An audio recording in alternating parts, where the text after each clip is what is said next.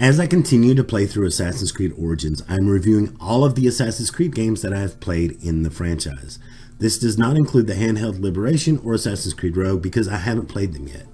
But next on our list is Assassin's Creed 4 Black Flag. I know I spoiled the Desmond Miles story in previous reviews, but this is because newcomers to the series feel like they are missing out on game lore, which was only continuing on in the first 5 games. I'm not going to spoil these games moving forward, but I am going to give you a brief synopsis. Now, here we are in the 6th major entry, and yet it is called Assassin's Creed 4. But don't let the name throw you off, because this is one of the good ones. The game opens up with a brief Abstergo employee training-like video, which lets you know why you were there, and no longer references an actual protagonist, but instead talks directly to you, the player. This is basically letting the player know that there was a guy named Desmond that suspiciously was found dead, and now you're using his ancestral memories to make entertainment movies. I'm not making that up. It is the dumbest excuse for still putting in a modern day tie-in. But that can easily be overlooked because the modern day crap is pointless and makes up a whopping 2% of the game. So we can focus on the good stuff now, which is, as we all know, the stuff in the past. The player soon finds themselves in the role of 18th century privateer Edward Kenway.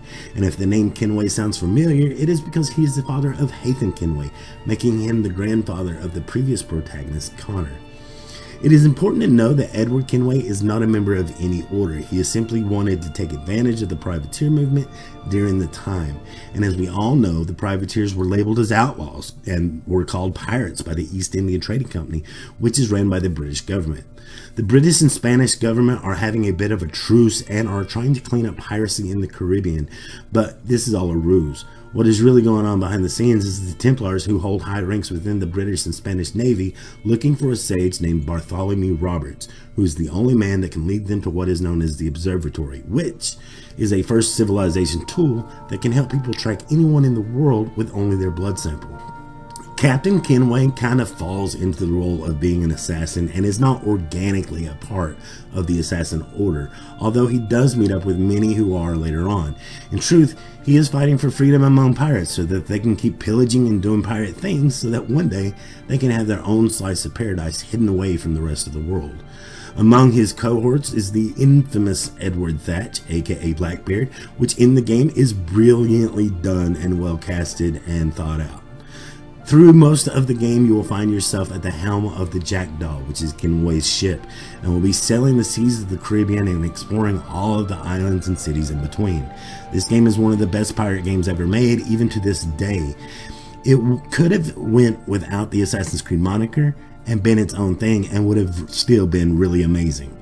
Whether you are engaged in uncovering the story's conspiracy, saving your mates, scavenging to upgrade your ship, or just being a cutthroat, the game lends itself to all aspects of being a pirate, even down to having the shanties being sung by the crew, which, yes, just so you know, they can learn new ones when you collect them.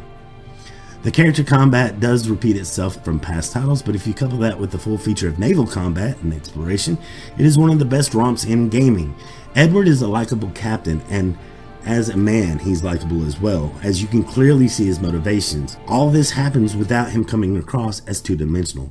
Some of the quests to upgrade the Jackdaw can be repetitive, but considering you can always take a break from that in order to do something else, like hunt for buried treasure, or that you can manage your own fleet and have them go out and resource for you, it's kind of forgivable. What really makes this game stand out is how it flows together seamlessly from one event to another. Assassin's Creed 4 is my favorite of the franchise to date, easily allowing me to give the game a 10 out of 10, making it the second legendary game to come from the entire franchise. Even talking about it all these years later makes me want to jump right back in and explore it all over. I can't say enough about this title, but those are just my thoughts. What are yours? Did you play Assassin's Creed 4 Black Flag? And if so, what did you think? Let me know down in the comments below. While you are there, don't forget to leave a like on this video so others may get a chance to see it. And if you're new around here, don't forget the subscribe button for future content. Remember that I love your face, guys, and I'll catch you on the flip side. Until then, have a good one.